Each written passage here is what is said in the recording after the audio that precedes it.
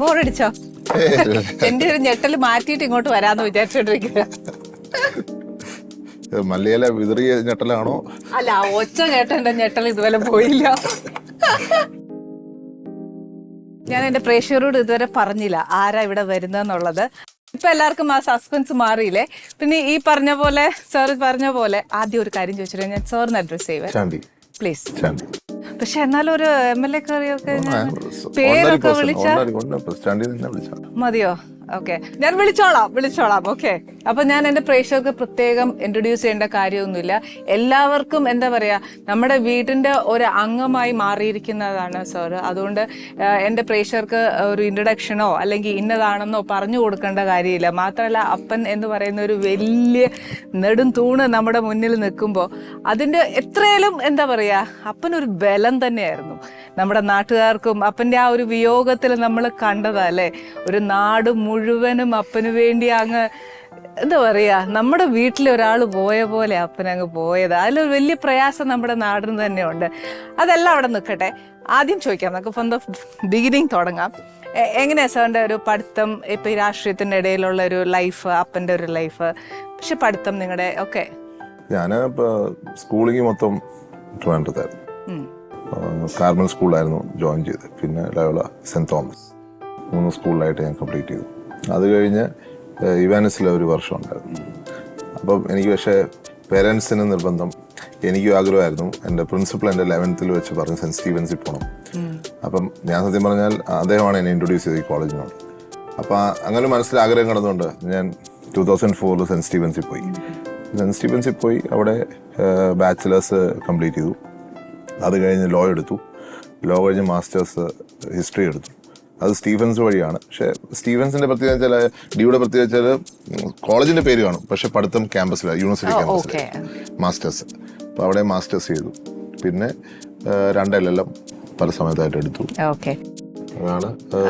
ഞാനിപ്പം ശരിക്കും ഒരു തനി വീട്ടമ്മയായിട്ടാണ് ചോദിക്കുന്നത്. എനിക്ക് രാഷ്ട്രീയം ഒന്നും വലിയ പിടുത്തമില്ല. എല്ലാ രാഷ്ട്രീയക്കാരുടെയും ഞാനൊരു ഇത് കാണുന്നില്ല, എല്ലാവരും മിക്കൊരു അഡ്വക്കേറ്റാ. അതന്നെ അവരങ്ങനെ ആവുന്നതാണോ അതോ അറിയാൻ വേണ്ടിയിട്ടാണോ? ലോ എന്ന് പറഞ്ഞൊരു പ്രൊഫഷന് അതിന്റെ ഒരു അർത്ഥവ്യാപ്തി ഭയങ്കരമാണ്. അപ്പം ലോ ഇരുന്നുകൊണ്ട് തന്നെ പൊളിറ്റിക്സ് നമുക്ക് ചെയ്യാൻ പറ്റും.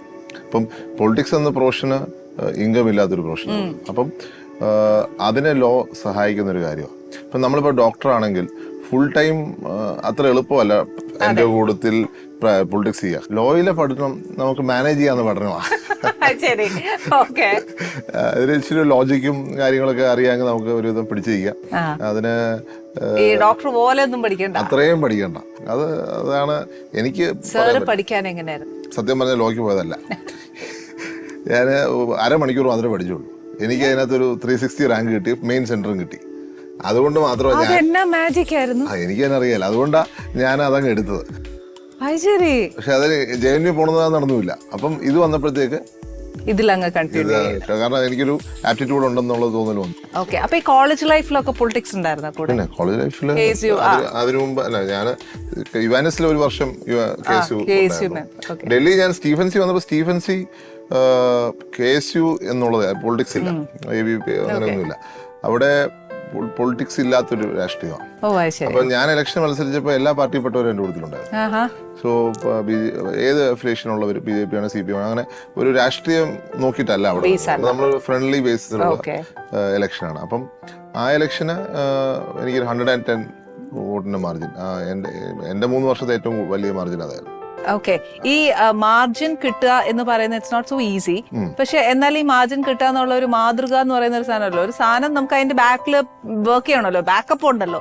ഈ ബാക്കപ്പ് ശരിക്കും അപ്പൻ്റെ കുറച്ചൊക്കെ കണ്ടുപിടിക്കുന്നതാണോ, അതല്ല കുഞ്ഞുനാൾ മുതലേ ഇത് കണ്ടിട്ടൊരു ശീലമൊക്കെ നമുക്ക് അതിന്റെ വേ ഓഫ് രീതി അറിയാം? ഞാൻ സത്യം സ്റ്റീവൻസിൽ പോയപ്പോൾ ഇലക്ഷൻ മത്സരിക്കണമെന്ന് ആലോചിച്ചതല്ല, നമ്മൾ പഠനം ബേസ് ചെയ്ത് പോയതാണ്. പക്ഷെ അവിടെ ചെന്ന് കുറച്ച് കഴിഞ്ഞപ്പോൾ നാച്ചുറലി അവിടുത്തെ പൊളിറ്റിക്സിനോട് നമ്മളങ്ങ് ഇടപഴകി, നമ്മളങ്ങനെ അവിടുത്തെ പങ്കാളിയെ. പിന്നെ ശശി തരൂർ അവിടുത്തെ പ്രസിഡന്റായിരുന്നു. അപ്പൊ അതാണ് നമ്മുടെ ഇൻസ്പിറേഷൻ. പുള്ളിയാകുമ്പോൾ നമുക്കൊരു ആഗ്രഹം, അദ്ദേഹത്തെ പോലെ നമുക്ക് നിൽക്കണം എന്നുള്ളൊരു ആഗ്രഹം വന്നു. അങ്ങനെ ഇലക്ഷൻ മത്സരിച്ചു.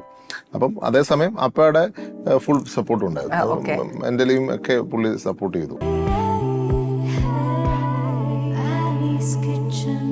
Let's cook with love.